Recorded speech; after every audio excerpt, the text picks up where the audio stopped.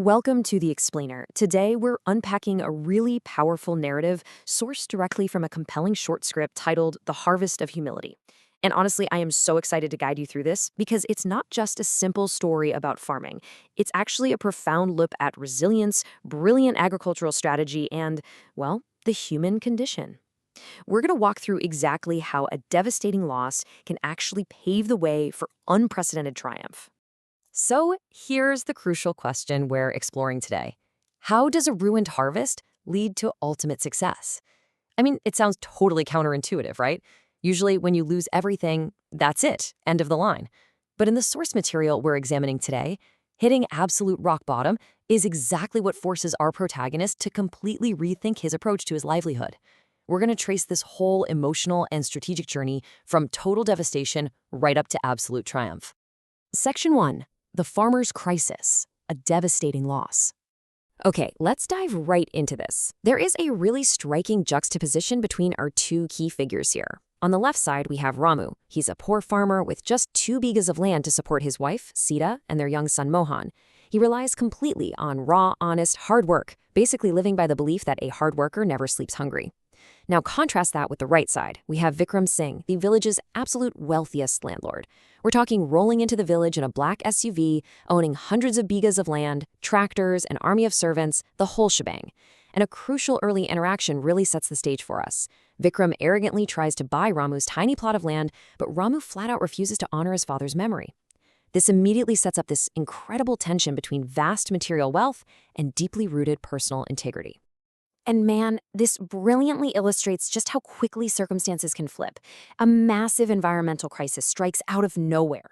Heavy rain and intense hail completely destroy Ramu's entire crop. It is a total, literal wipeout.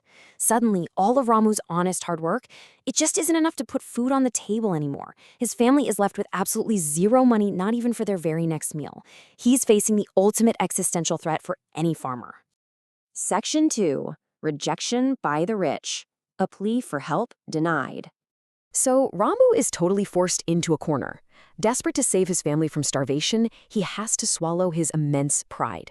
He goes to the wealthy Vikram Singh to ask for a simple loan, just promising to pay it back right after the next harvest. But Vikram just laughs in his face. He actually spits out, "Poor people only know how to beg. Get out." It is just a harsh, mocking rejection. Vikram doesn't just deny the financial help, he strips Ramu of his dignity. This right here is the absolute lowest point in our narrative. Ramu heads home dejected, with no money, no crops, and seemingly no hope left. Section 3. Transforming the harvest. A resilient strategy. But you know what? Here's exactly where the story shifts dramatically. Instead of just giving up, Ramu completely overhauls his entire approach to farming.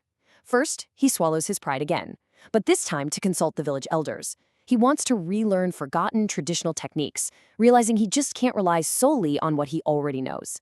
Then, he looks at the very thing that destroyed his farm, the rain, and decides to implement rainwater harvesting. He deliberately captures it to turn what was a destructive force into a sustaining vital resource. And finally, step 3, he introduces mixed cropping. This is the real game changer that completely transforms his tiny 2-bighas plot. Let's look closer at that mixed cropping system. By shifting away from just one single vulnerable crop, Ramu starts growing vegetables, fruits, and grains all at the exact same time. Now, why is this so absolutely crucial? Because he's maximizing the yield of his small patch of land by creating a resilient ecosystem. Think about it. If a pest comes along and attacks the grains, well, the fruits and vegetables still survive. It's this brilliant, layered strategy born entirely out of necessity and the ancestral wisdom he got from the elders. He isn't just planting seeds anymore, guys. He is literally engineering a sustainable livelihood. And wow, the results of this crop transformation are immediate and spectacular. Slowly but surely, his innovative hard work pays off big time. His fields flourish. The entire village actually starts praising his new agricultural methods. And the idea spreads so far that government officials actually come out to his tiny 2-bigha farm just to inspect this mixed cropping system. The culmination of this incredible pivot is Ramu actually being awarded the title of Best Farmer of the Village. I mean, he went from a ruined, rejected man to the absolute most celebrated innovator in his community.